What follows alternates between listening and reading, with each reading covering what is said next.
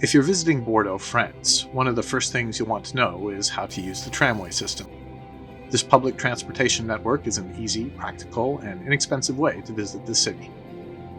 Welcome to this episode of Touring Backroads France. Today we'll take a look at some do's and don'ts of the Bordeaux tram network. I'll give you some practical advice about using the system, whether you're just visiting or planning a longer stay. If you're arriving in Bordeaux by airplane, you'll start off in Mérignac at the airport station, which is the western terminus of Line F. Leaving the airport for the city center is easy, since there's just one direction to go. Make sure to use recent maps of the network, as there have been some changes, with a current total of 6 different lines using letters from A to F.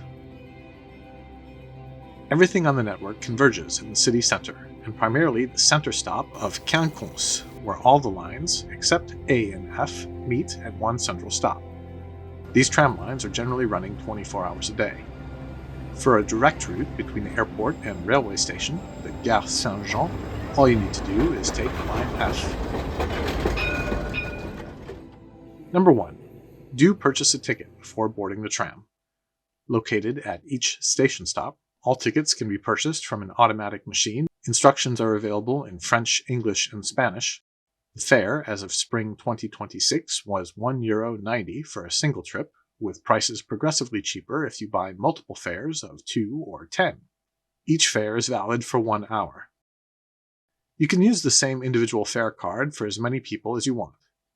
For example, buying 2 journeys and swiping the card twice when you enter the tram will be cheaper and easier than buying 2 separate 1-journey cards. 10 journeys can be swiped multiple times if needed. Prices are the same regardless of age, but passes are valid for only 1 person.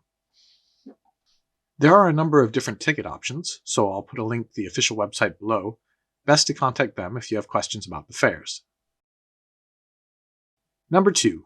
Do plan your route before you get on the tram, but don't worry if you make a mistake along the way. It's easy to change your route, backtrack, or find an alternative in most cases. When you're in the center of Bordeaux, everything will revolve around 3 major stops: Quinconce, Hôtel de Ville, and La Porte de Bourgogne.